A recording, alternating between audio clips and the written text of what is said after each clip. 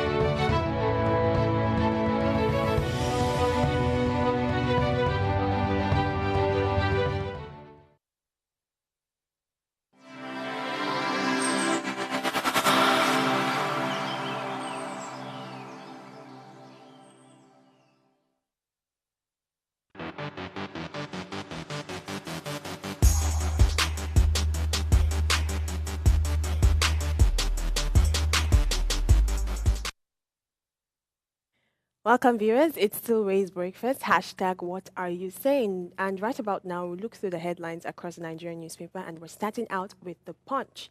The major headline reads, Local government funds, federal government floors governors as Supreme Court outlaws caretaker ESCO's joint accounts, preventing democratically elected administration in local government unconstitutionally. Supreme Court. Tinubu, NLC, and NULGE, others hail judgment, ex-Ogun local government chairman, Lord's president.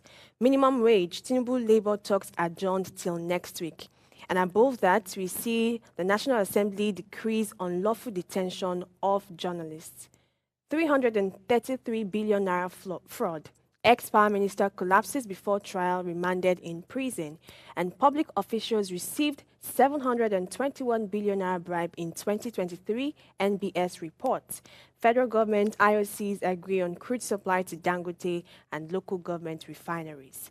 Below the major headlines, we see UK varsity reviews fees for Nigerian students facing expulsion, and Lagos Mara operator hangs self over tricycle seizure. PDP alleges contempt as Aye Datiwa appoints council caretakers. And that's all we have for the Punch newspaper. I'm going to take the full details of the very major headline, the one that says federal government floors governors as Supreme Court outlaws caretaker ESCO's joint account. And I want to know what you guys think about it. So the federal government on Thursday floored the 36 state governors at the Supreme Court as the apex court granted full financial autonomy to the 774 local governments in the country. The seven-man panel in an Animal's decision outlawed the appointment of caretakers committees to administer the local government by state governors. So the panel also declared that it was illegal and unconstitutional for governors to continue to receive or retain funds allocated to the local council under state and local government joint account. The AGF had sued the state governors through their respective state attorney generals. And by this development, the governor's control of the 774 councils allocation has been halted. Ladies, what do you think about this new? You know why I love this story is the fact that I think 2 Mondays ago we spoke with an aspirant to Korodu North Councillor for something, this local government, and we talked about local government autonomy. Then they were still in court, and I'm so happy that they finally have the autonomy that they were fighting for. Now on Monday we'll bring back a politician to probably a local government councillor or somebody to talk about how they intend to now make good use of this autonomy because they used to lie, or they don't use the word lie, they used to claim that they don't have full autonomy to stretch out and then do everything that are constitutionally backed for them. They have the autonomy now. Now let's see more action. That's almost like a threat. Let's see what you're going to do now. 100%, because, I mean, they just come out most of the time, say whatever they want to say without implementing it. Most time they say what they want to say without even having the plan. So it's more like, oh, I'm saying, oh, we want to do this thing, I want to do this thing, and there's no plan. Do you get? Yeah. So I'm with her. Let's see what they want to do. Yeah. All right, let's see what we have for the next paper. Oh yes, moving straight to the pages of the Vanguard newspaper, the major headline here reads, Executive Order, Drug Maker seeks clear timeline, stable naira for 70% production. Right under it, maintained non-implementation hampering cows, placing order on importation of raw materials and others. Besides it, say unless naira value was fixed, local drug manufacturing a mirage. At the top corner of the Vanguard newspaper, the major headline there reads, Dangote Refinery, federal government producers agreed to supply crude enhanced domestic refining. From Edo 2024, Obaseki inaugurates 20-man transition committee. Right beside it, inflation, we are suffering for ways and means loan, says Cardoso, the CBN governor.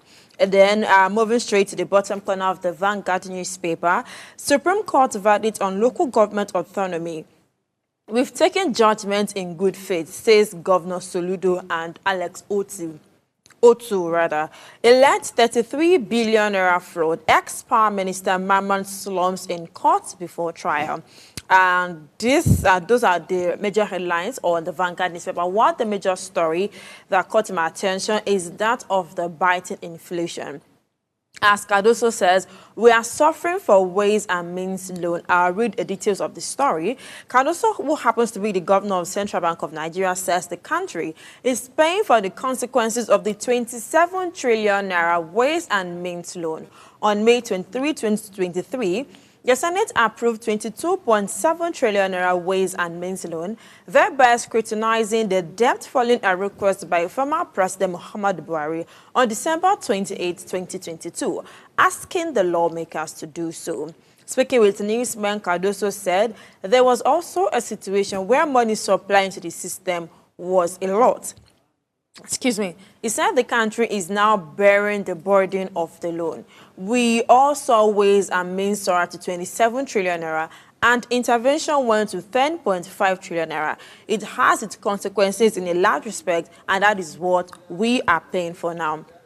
For the record, ways and means loan in Nigeria means a loan facility through which the CBN finances the federal government budget shortfalls. So sometimes in 2023, during Muhammad Buhari's regime, 2022-2023, they took a loan of about 27 point something trillion, 22.7 trillion naira to supplement the budget for that year, and they've been unable to pay back. Now, this loan has accumulated to about 27 trillion naira, and according to Cardoso, that is what we are paying for now. He added that the country is now bearing the burden of this loan. Adding that, apart from taking 22.7 trillion naira loan, they also took intervention loan of about 10.5 trillion naira, which means all this money is affecting the flow of cash. Then there was a point where he said, there was also a situation then where supply into the system was a lot, which means that all the funds, all the inflation, all the money scarcity that we suffered for them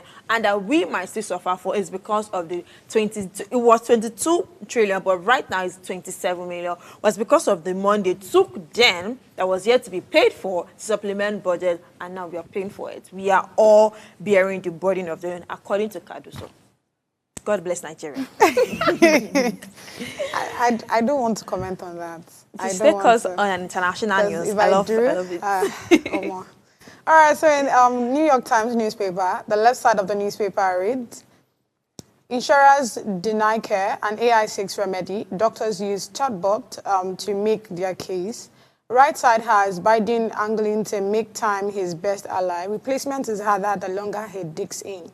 Next to that, NATO is offering Ukraine a path to membership. Edge against Trump.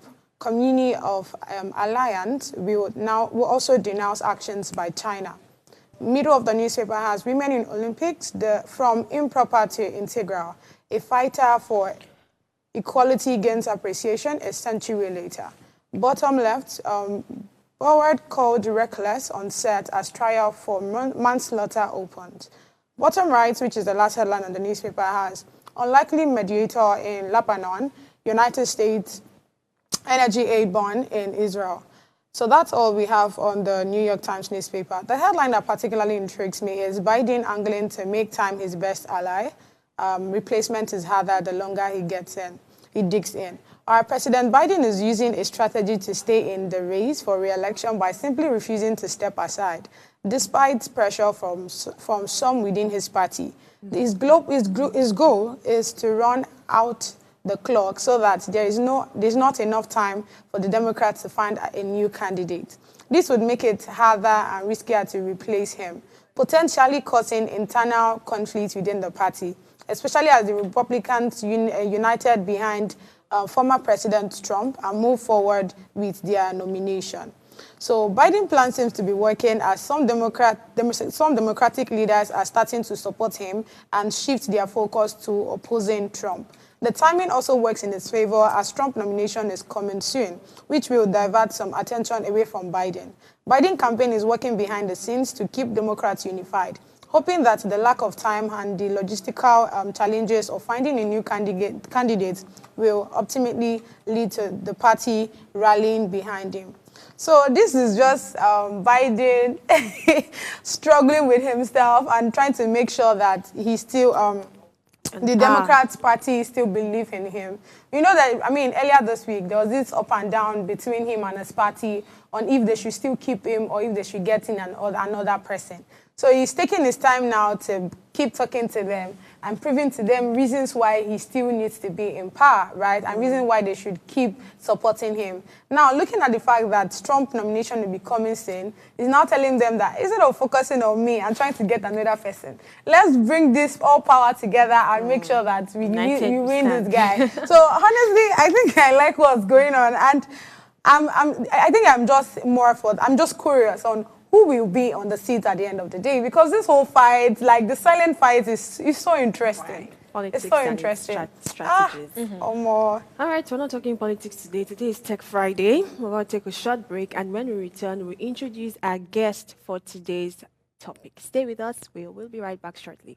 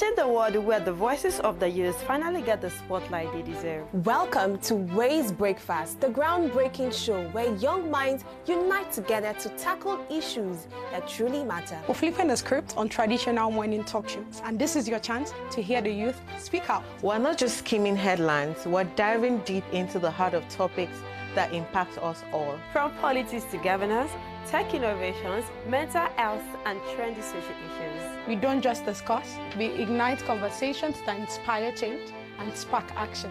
Join us every morning for fresh, young, and vibrant perspectives that empowers the next generation to make a difference. Start your day right with Ways Breakfast, because when the youth speak, the world listens. Ways Breakfast, weekdays at 8 a.m. live on Upgrade TV.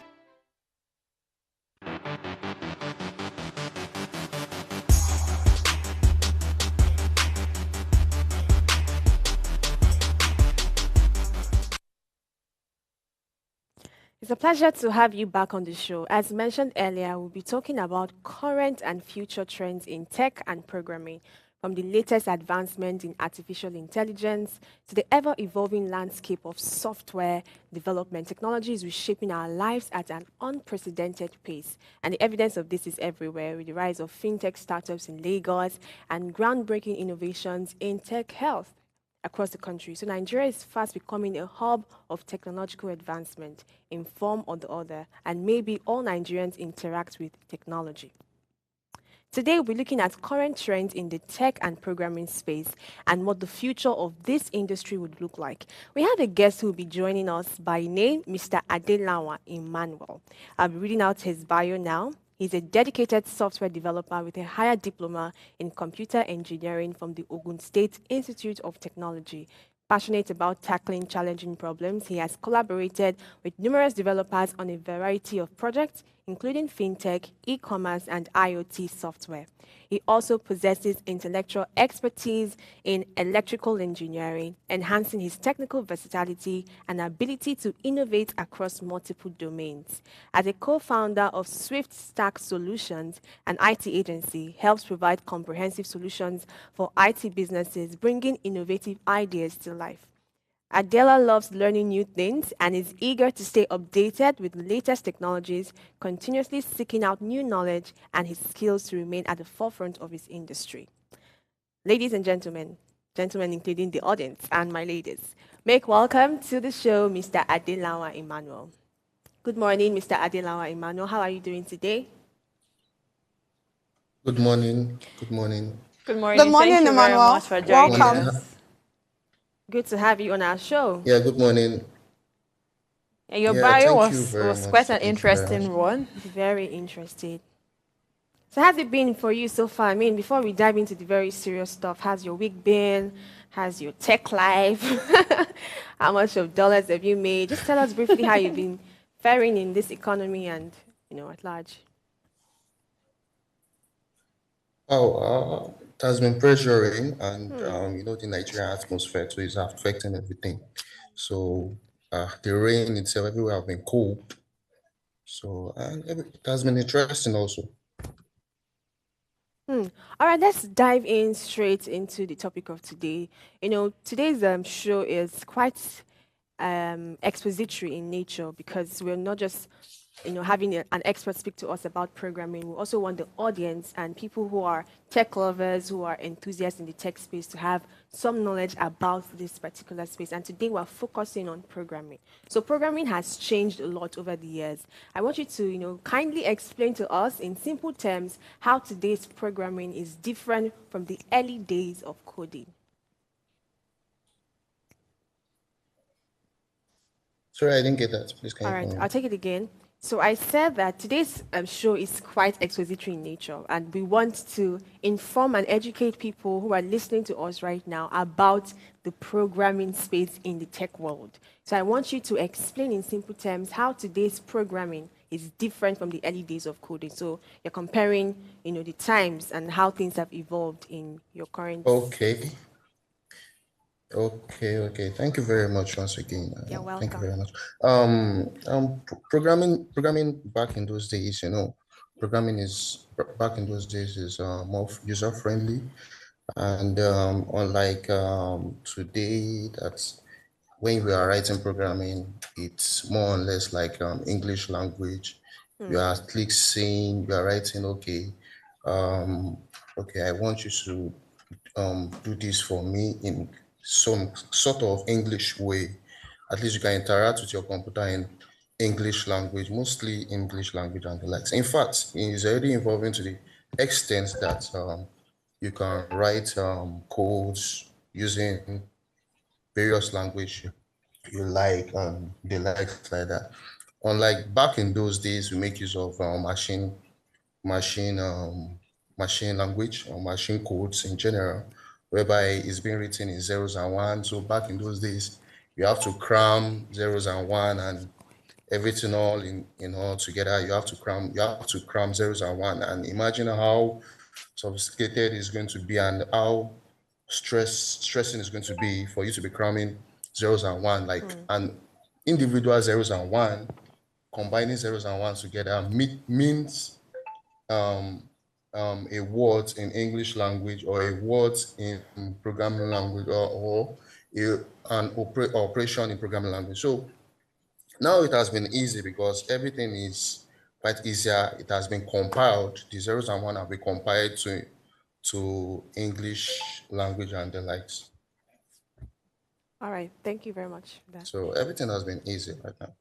Thank you very much, Mr. Adelanwa. So I'm curious, though, when we talk about programming, because I understand that tech is very wide. There's UI, UX, there's this and there is that. When it comes to programming, what are those things that it actually entails? Because if I want to tell my child to go into programming, right, how do I preach program? Okay, yes, tech, but how do I preach that part of programming to you? What are like those benefits of a programmer of going into programming per se? And then what are like those new programming language? Because we're talking about current and future trends. So what are those new programming language and how do they even work, right? So we want to educate people that do not have any idea about tech. We don't want to speak like, okay, we've been doing tech for a while. So I want you to break it down to like the simplest language person, if possible, give relatable examples. Yes, that's very, very good. In fact, I've been hearing about that, expressing that from newbies in programming in tech in all. And the problem in programming languages, the problem about the newbies in the programming languages, um, they tend to see the world of programming as if it's something very sophisticated, something very hard. So, but in programming language, if I am to go into programming language, if the first thing I will first learn is the basics and learning just learning the basics. That's what is important. For instance, learning the basics of UI, UX, learning the basics of software securities, learning the basics of programming itself, learning different programming language, just the basics. And the funniest thing about programming language is that most of us will learn based on the job. We learn based on the job. That's why it's always look as if you don't cram anything in programming language. The way programming language is, the way programming is in this world, in this modern world right now, you don't cram anything. Just know the basics and know the logic behind it. So that's the thing. So if I'm to advise someone to go into programming language right now, just know the basics, know what are the basics, and it helps a lot in programming, in tech world also. Thank you very much, Emmanuel. So speaking to future trends, like let's talk about cybersecurity. So not until like few weeks ago that I knew that if you connect your Wi-Fi to a wrong, probably I because of this normal trend of I no get money, I no get data, so let me just connect to who has free Wi-Fi and all of those things. Then you get to see that when you connect to someone that you don't know, I mean they can have access to your data and all of those things, right? So I want you to now expatiate a bit or tell us a bit of the current cybersecurity threats and how personal people or private entities can exempt themselves from those kind of issues. Wow. Yeah, that's very, very rampant. That has been happening a lot of. In fact, of recent, they hacked one of my my friend's phone through WhatsApp. Like they hacked his they got some inquiries from um his phone through WhatsApp. So through clicking of links and from there about like that, yada yada yada, like that. So in the terms of cybersecurity, like how to be careful in terms of, well, first of all, you have to be careful on how you expose your data. For instance, for me, I don't click on any links like that. And you should be careful of the kind of Wi-Fi you connect to. You know, that's why in Nigeria we have the atmosphere of Nigeria, and we just go to one public place and you just see a free Wi-Fi and you connect to it just like that. It's very, very Yeah. dangerous for devices.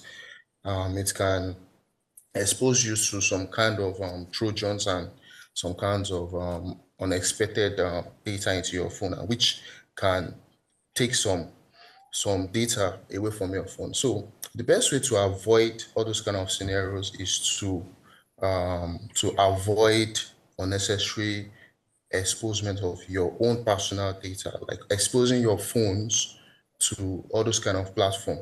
There are some applications you don't need to install into your phones. There are some applications, once they are not on like authorized platform like Google Play Store, like Microsoft Store and all those kind of stuff, your Apple Store, and it's not advisable for you to download all those kind of applications. And also, it's not advisable for you to connect to any Wi-Fi just like that, especially a free to use Wi-Fi. Yeah, that's why it's always good to authorize your Wi-Fi, because it gives security to your Wi-Fi. So anytime you see a free to use Wi-Fi, especially you don't even know the source of it, it's best you don't connect to it. Connect. And there are also other things like that you need to be careful about. So what other cybersecurity threats that you would want to like tell us or inform us on, apart from the whole Wi-Fi thing? For instance, there is something like I said earlier. There's something um, um, we call it um, domain trafficking, whereby you click on, for instance, I can duplicate google.com and do google.com domain, and maybe you feel you want to search something on Google and you click on google.com, or I sent a link to you that's replicate google.com, and you click on the link, it will redirect you to the kind of link I want to collect your data from. So you must be careful with all those kind of um, links, just clicking on links anyhow. Another thing again, another technology in cybersecurity is is connecting unnecessary devices to, for instance, making use of system, connect your unnecessary device to your systems, connect your unnecessary device to unknown device, or maybe anyhow device into your gadget, or it can expose your data. It can, most of it all, the ways hackers do get connected to your phone is through links, through Wi-Fi, through links, through internet connectivity. Once they can't get through your phone through internet connectivity, there's nothing they can do with your data. There's nothing they can do with your gadgets. So once they have access to your phone, and the only way they can have access to your phone is through internet connectivity, through gadgets being connected to your phone directly. So that's the only way they can have access to your phone or to your gadget. All right, thank you very much, Mr. Emmanuel. Seems like you're really a teacher in this industry. All right, so we still want to learn from you, and I want to take it a bit more personal with you. I mean, you're someone who has been in this space for a while, and you've had your challenges, you've had things you've had to deal with. So I want you to speak from a very personal point of view. How challenging has this job been so far? What are the challenges in programming that many people really do not emphasize or they do not talk about, and then newbies who want to get into this particular craft or space coming unaware of these challenges, and then because they don't have that tenacity to stay and improve themselves or even work at it, they give up too quickly. So tell us about your experience. How has it been so far? The challenges you faced, how you were able to overcome it, how you were able to learn on the job and become what you are today. I just have to laugh to that first before I answer that I know it's question. a big person. Um, so in my journey so far, it has been very, very challenging, and as very, very wild as technology is in these modern days, at the same time, it's also saturated. It's saturated in what ways? There are so many people coming into um, The tech technology. There are so space. many people coming into programming. So you have to be so smart. You have to be, if I say On your smart, you have to toes. work very, very smart. You have to build your portfolio in the right way. So my journey so far in programming space, it's very, very challenging because we have to compete with some people and compete with people like us and building portfolios, bringing ideas to life every day to amaze you about something. Every day, there are new ideas that are coming to life. There are new technology coming to life. So it depends. The first person that introduces our ideas to life, that's the person that are being engaged. That's the person that are being flowing in the technological world. So it has been quite challenging. At times, even Nigeria atmosphere is giving us hard times in technology. I remember when I was just learning programming language, it's very hard to back in those days when I was in school, to get electrical supply is very, very hard in NEPA and all those kind of stuff. It's very, very hard to sit down and say you want to program without not getting. Imagine, for instance, I'm going to school right now with the situation of what is going on in Nigeria, fuel scarcity and everything, going to go and get fuel just to learn. So the learning aspect itself is quite hard right now. The learning aspect itself is quite hard. So everything in all is challenging. Data, everything to get data in school, they just pack jargons into your head and all those kind of stuff. So and everything is very, very Yeah. challenging. All right. Thank you very much for So that. You you mentioned just have to find something. your way around it. Oh, okay. Thank you. You mentioned something that I'd like us to expand a bit. You said the market can be very saturated, and then lots of people, there's competition. For people are in the tech space, whether or not they know what they're doing there, but they've heard that you can make a few dollars in it. So I want to make some money, so let me get into the tech space. There's been this catchphrase that has been on, it has been trending for a while, where people always comment on the fact that AI is taking away people's jobs. I'm sure this is not a new phrase to you. People always say this, and every time we talk about anything tech on our show, we always ask that AI question: how tech people have been able to integrate AI into their work. So I want to ask you now, as a programmer, how is AI making a difference in the way programmers write and improve their code? How is it helping your work as a programmer? Wow, very, very interesting. Very, very interesting. AI in who has been changing a lot of things, a lot in programming life and programming world. And imagine there are a lot of ways you can make use of AI right now. AI, you can see AI, you can use it to build a whole full project. I've used AI itself to build a whole software, and it's with the help of the AI. So yeah, you can just go to making use of starting from the new technology in AI models and the likes, starting from ChatGPT, starting from Copilot, starting from uh, going into Gemini. You can use all those platforms. Nowadays, we see professional developers making use of those platforms to write codes. So you don't even need to put anything much into your head. You don't need to stress yourself. Just go to all those platforms and just say, okay, I need you to do this for me, and it will generate the code for you. So AI has been so very, very impactful. Imagine, for instance, it will get to a time, it's already happening. It's already happening right now. If you want to do anything in your house, all you just have to do is tell the bot to tell them, okay, play me music, play me this. In fact, your gadgets can do that right now. So AI is involved in even even in technology. I remember, I don't know if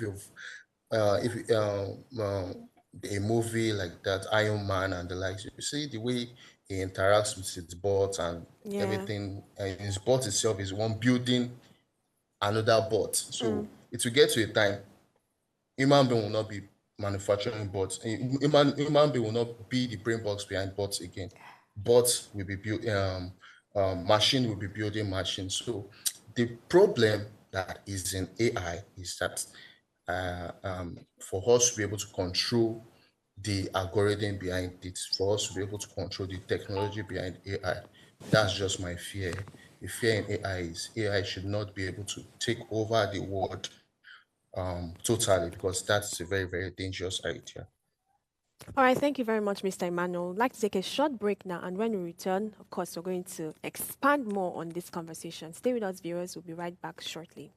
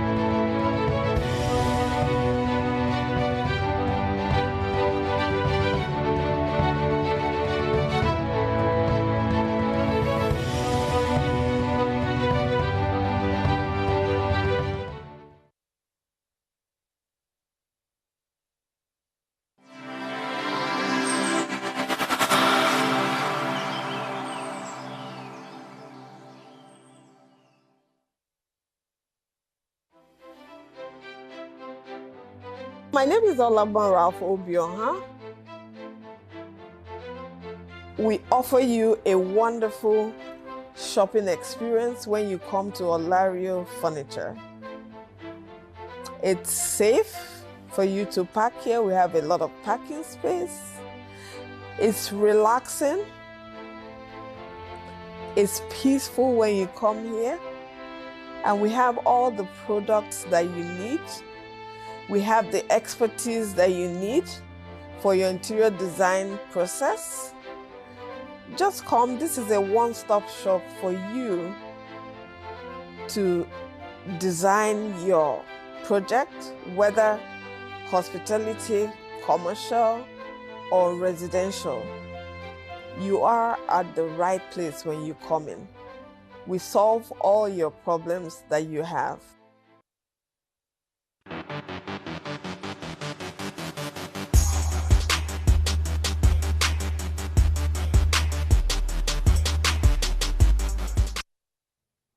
Welcome, viewers. It's still a beautiful and cold Friday morning, and right here on Ways Breakfast, we are expanding on the world of tech. The topic for today is the future and the current and future trend in programming, and we have a guest who has been, teaching us on what we need to know, Mr. Emmanuel Adelanwa. Continue from our conversation.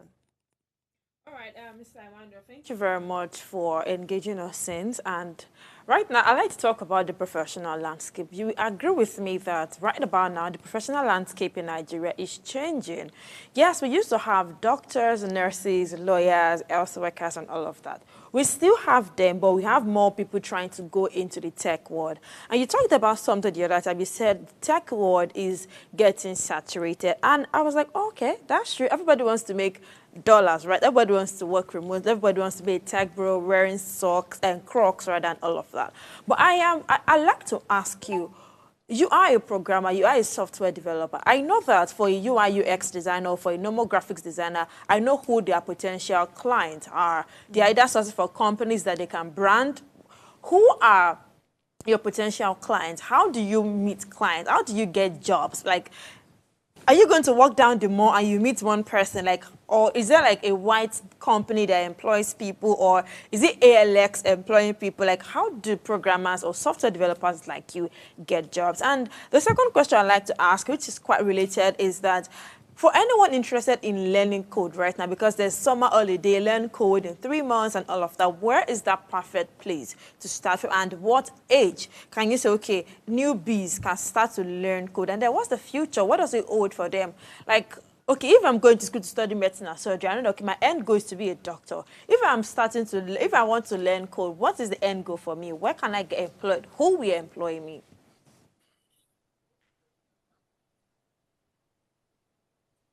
Okay, yeah, and let me start from the perspective of where at what age you should start learning code from. Okay, and let me make use of this scenario. I happen to have a friend that traveled to abroad for her masters, and what she actually went there to study was AI. And imagine when she was studying masters and she was um, she was being introduced programming language and all this kind of thing. She could not, she was not very, very sound in that programming language, but she later understood that those that are there, those are in abroad, started from 100 level, they are already sound in programming language. So why did I bring that out? Is because um, right in abroad over there, they start at a very, very early stage in terms of technology. In Nigeria here, fine, we're already adapting into the system, but it's not enough yet. So if I'm to say in what age we have to start learning, involving our child or our children into programming language. In fact, at early stage, now they are programming. There are ways we can teach programming with their programming language for kids. Their programming language for kids, whereby kids can start learning programming language right from the age of 5 years, right from the age of 4 years upward. You can start learning programming language. We make use of games to teach them programming language.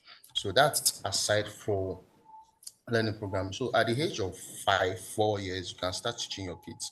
You can engage them in their programming class.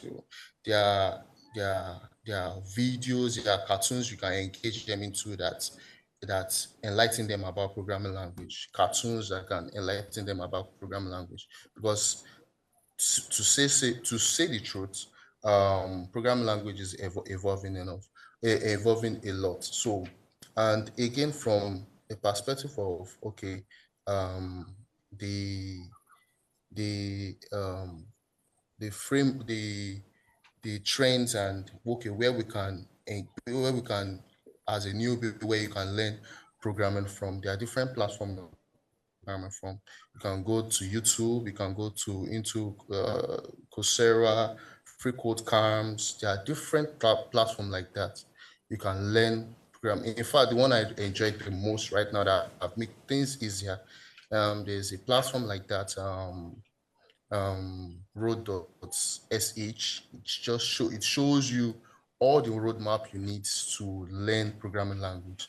So it's quite easy for you to, if you are starting for as a newbie, you can pass through all those platforms. Like I said before, you just need the basic. Most of the things you learn, most of the real things you learn in programming language, in software development in whole, is based on the job. It's when you start working with some this, I need to do this, I need to do this. That's when you start learning more about real life application of what you've learned before.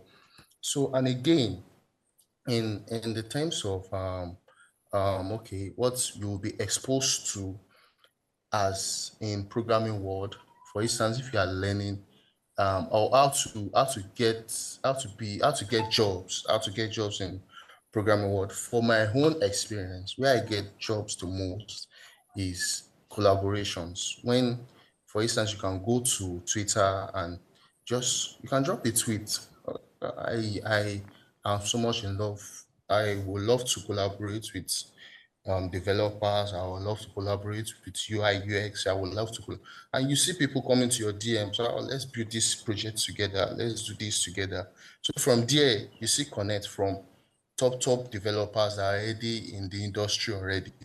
They're already in the industry. So from there and going to seminars a lot, helps. So you go to, in fact, I'm presently, I will soon, once I'm done with this, I'm engaged with a seminar. So you engage yourself in different seminars, you connect yourself with different people in the seminars, you go to different engaging activities, and from there you see yourself in top class of the industry.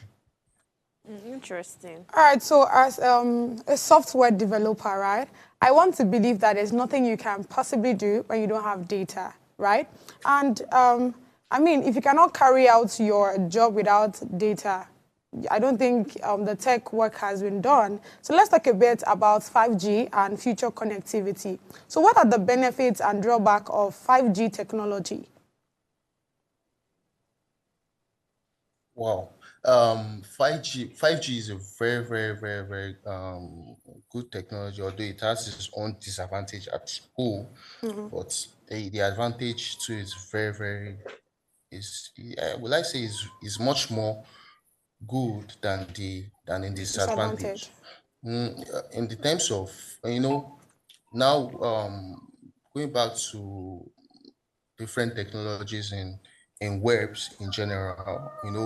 Right back in those days, we just have a website, web whereby we just go there and just we can't interact with web. It's not. It took a lot of time for us to have Facebook, but now we have Facebook, we have social media. Before right now, we have social medias in which we can make money from. So, and we have AI in general, just to brief that in whole. So 5G helps a lot in technology. 5G, you can in the part of AI, you can make use of, you can play games. It makes games very, very faster, streaming very, very fast. 5G technology, it brings you into the technological world, very, very close into the technological world. Imagine like Meta AI, whereby you can get a land in an AI space. So 5G is a very, very improved technology. It's very, very improved technology. So how do we manage the drawbacks? How do we manage the disadvantages? The disadvantages, eh, managing the disadvantages, there's nothing in this world that doesn't have its own disadvantage. In fact, in writing codes in general, it has its own disadvantage, but we can't eradicate the disadvantage in whole. We can only reduce the disadvantage. One of the disadvantage people are talking about is and is trending in the technology is eradicating the diseases it brings into the world. New technologies, it deals with microwaves and the like. So it affects the skin, and so the best way we can avoid that. That's why, for instance, you can't see 5G being mounted everywhere. It has to be in a geolocation whereby um, um, it's not in a public space and it's far away from people, and people are not directly interfering with the technology. So there are ways we can reduce it. There are ways we can reduce the challenges that Disadvantage. entails with 5G technologies. But we can only reduce it. We can't eradicate the challenges. So that's the thing.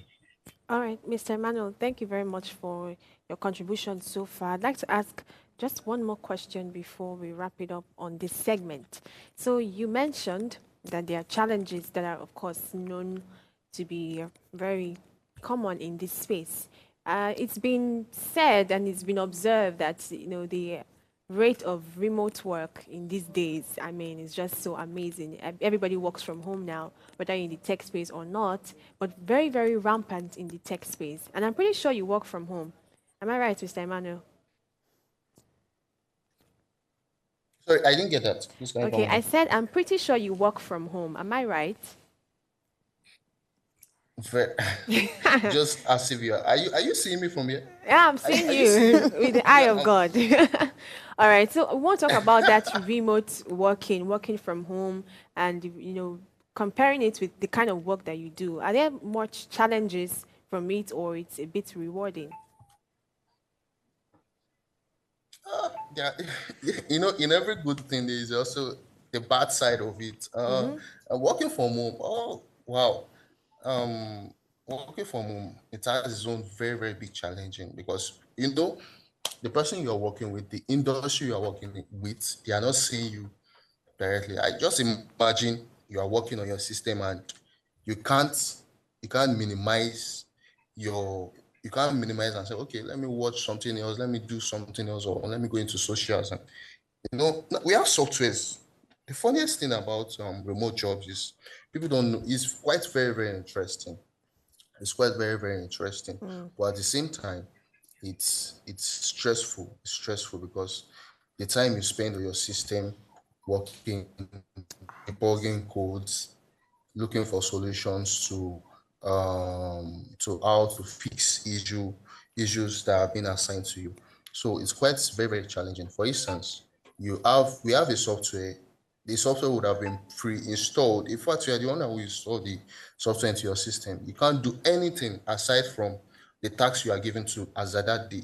If you should go outside as at that period, because we have a time as which we work, we have a time as the allocated time you work. So if you go outside the platform, maybe your program, you're on, I'm making some my IDE, my programming environment. I can't go outside that environment because that is my day, that's my time of work. It's just like going to office. Their break time, their time you go to break, and at the same time, remote jobs, this one, there's not your break is very, very limited aside from when you have done working on it. So it's very, very challenging.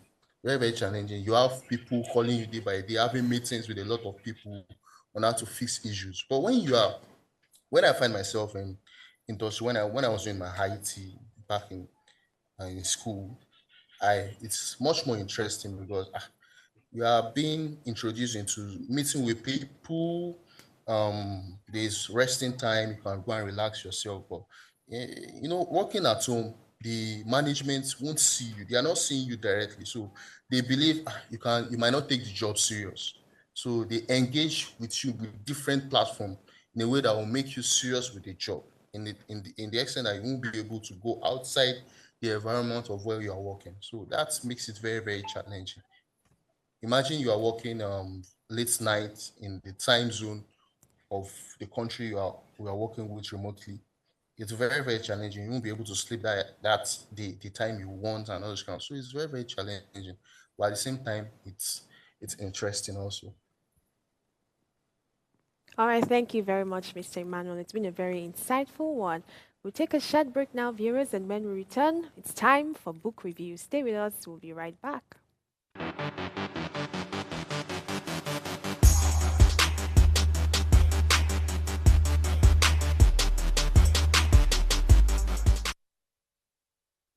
Welcome back, viewers. It's time for book review. It's been a long time I ever reviewed a book on this show. I need to start reading a whole lot.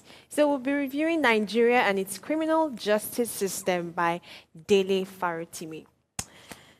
Have you read the book? Yeah, we have. We have. Okay, we have an readers in the interesting house. book. I know it's very It is. interesting, and there's a word I want to use, but I'm trying to be very It's careful. a legal term. A legal term. As per, I didn't go to law school. Very interesting. I'd like us to just look through the forward of the book. Okay. I know there have been on our YouTube page and from Prime Time, we've had people discuss this book over time. It's a very personal book, if I can say so, and it's from personal experiences, real time. It's not fiction, right? It's real, and the judgment came out of it. So from the forward, the author said, "This is not a biography, for I have painstakingly provided glimpses of my early life in an earlier sequel to my first book. My purpose here is to tell you the story of my sojourn within the Nigerian legal system and to show you how our justice system, the Nigerian justice system, is in itself criminal. Very strong words. Lending credence to how the criminality of the judiciary is completely reflective of the Nigerian state in its full ramification and with full evidence of how this rot, having become system, is insidious and reaches to the very top of the judicial system. I will tell you the story of the complete and total loss of the capacity to deliver justice against the backdrop of a case that was decided by the Supreme Court and which records are in the public domain. He mentioned a lot of things. He said it is my contention regarding the case and a whole lot of things. But my question to you all is, of course, we can't go into the very details of this book, but you can share insight that you've learned from it. I want to ask, do you think this is a very worthwhile, bold step, to having experienced some things, put it out in the public unapologetically? But if there's one thing I appreciate about writers, or one thing that people should do normally, is master the art of storytelling. And writing a book, especially when it's related to you, is a very good thing that I find interesting. So the referrer to me, if you know him, is the type of person that is very expressive with his story when it comes to justice system, political related thing. He is very, very expressive on that. And he said he has written his book as far as, I think 9 years ago or something, before he finally, I was at the book launch, that's what I was just saying an excerpt from it. So that's why he finally took the courage, have the courage to write about it. And he had an exclusive interview. You can watch that on our YouTube channel rather. I love the fact that he was able to write this book with his full chest, and he mentioned names of people he was trying to talk about. And to be honest, if you read this book, I feel like an average person, let me not say a secondary school student, will understand more about the legal system in Nigeria, to be honest. God's beauty. So, I mean, she already said it all. The book is an interesting book. I said that yesterday. It's very important for people to go and read it so that you know what's really going down. Because, like I said, we keep talking about separation of powers. And like I said yesterday, the separation of power was actually done in order for there not to be corruption and all of those things. But they are still in play. So everybody needs to go and read the book. All right, that's all we have for today's show, Where's Breakfast? We are always here Mondays to Fridays, 8 a.m. to 9 a.m. to bring you trendy social issues. Join us next week again, Mondays to Friday, 8 a.m. to 9 a.m. Bye!